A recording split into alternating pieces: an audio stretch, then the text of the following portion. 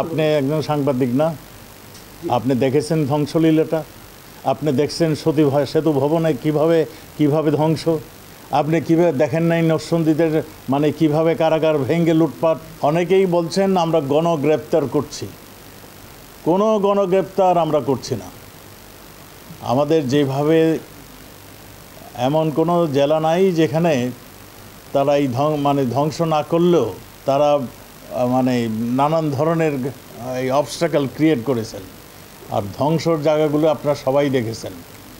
আমাদের জাতীয় সম্পদ নষ্ট করেছে, আমাদের রাষ্ট্রীয় সম্পদ নষ্ট করেছেন, আমাদের প্রাণহানি ঘটেছেন। দেখেন আমরা যেগুলোর নাম বললাম এরা প্রাণহানি ঘটেছে। আমাদের 3 পুলিশ সদস্যকে তারা হত্যা করছে, আমাদের 1 আনসার সদস্যকে হত্যা করেছে, আমাদের অন্তপক্ষে 10 জন পুলিশ সদস্য এবং র্যাব সদস্য এখনও মৃত্যুর সঙ্গে তারা পাল্লা নিয়ে বেঁচে আছেন। আপনারা দেখেছেন 2 সাংবাদিকের পরে এক নারী সাংবাদিককে কিভাবে নাজায়েল করেছেন। এই বর্বরতার বোধহয় আর কোনো উদাহরণ কোনো দেশে এরকম দেখাতে পারবে না। একজন নারী সাংবাদিককে কিভাবে তারা হেনস্থা করেছেন। আমরা সব কিছুরই নিন্দা জানাই এবং আমরা যারা হত হয়েছেন, শাহাদাত বরণ করেছেন, তাদের প্রতি শ্রদ্ধা জানাচ্ছি।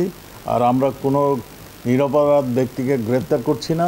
আমাদের তথ্য মতে, গোয়েন্দা তথ্য এবং আমাদের ভিডিও ফুটেজ এবং আমাদের সাক্ষী শপথ নিয়ে যাদের আমরা শনাক্ত করতে পেরেছি তাদেরকে অ্যারেস্ট করছি। ভুলক্রমে যদি কেউ আবার নিয়ে আসে, আমাদের থানায় অফিসাররা তাদের চেক করে যাদের মনে করে যে নিরাপদ তিনি, তাকে ছেড়ে দেওয়া হচ্ছে।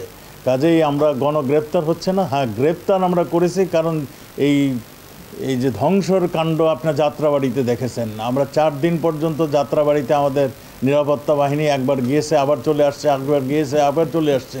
কারণ সেখানেই পুলিশ হত্যা করেছে, সেখানে পুলিশ হত্যা করে ঝুলিয়ে রেখেছে। সেখানে পুলিশের কোনো লোকরে থাকলে মাইকে অ্যানাউন্স করেছে যে পুলিশ সদস্য যেই বাসা থাকে সেই বাসা পুড়িয়ে দেওয়া হবে। এই ধরনের অ্যানাউন্সমেন্টও হয়েছে। আপনারা এও শুনেছেন এক পুলিশ সদস্যকে ধরিয়ে দিলে তাকে 10,000 টাকা পুরস্কার দেওয়া হবে। আবার ছাত্রলীগের কোনো নেতাকর্মীকে ধরিয়ে দিতে পারলে তাকে 5,000 টাকা দেওয়া হবে। এইগুলো তো কোনো ছাত্রদের কর্মকাণ্ড নয়, এটা একটা ছাত্র আন্দোলনের কর্মকাণ্ড নয়।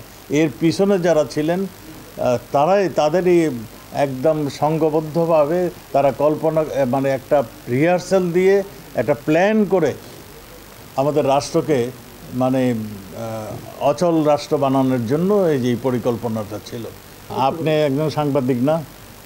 আপনি দেখেছেন ধ্বংসলীলাটা? আপনি দেখছেন সেতু ভবনে কিভাবে ধ্বংস? আপনি কিভাবে দেখেন নাই নরসিংদীদের কিভাবে কারাগার ভেঙে লুটপাট? আপনি দেখেন নাই কিভাবে যাত্রাবাড়ির আমাদের পুলিশ সদস্যকে লটকিয়ে রেখেছে? আমাদের পুলিশ বাহিনীরও কর্তব্য তার জীবন বাঁচানো। জীবন বাঁচানো। 2 সাংবাদিককে মেরে ফেলছে, আপনি দেখেননি? এটা পুলিশ বাহিনীরও কর্তব্য। তার উপরে সিআরপিসি এবং অন্যান্য আইনে যেটা দেওয়া আছে তার জীবন রক্ষা করার দায়িত্ব পুলিশ বাহিনীর। কাজেই পুলিশ বাহিনী প্রথম যা করার অতি ধৈর্যের সঙ্গে তারা প্রথম বলছে, ধাক্কিয়েছে, সরে যেতে বলছে, যায়নি। আপনারা তারপরে দেখেছেন টিয়ার গ্যাস ছাড়ছে, যায়নি। জল কামানের গাড়ি পুড়িয়ে দিয়েছে।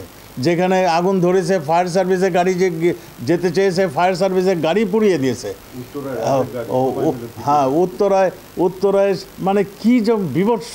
আপনারা ওই যে জাহাঙ্গীরের, আমাদের জনপ্রিয় মেয়র, এক্স মেয়র জাহাঙ্গীরের একটি স্টাফকে কীভাবে লাশকে ঝুলিয়ে রাখছে।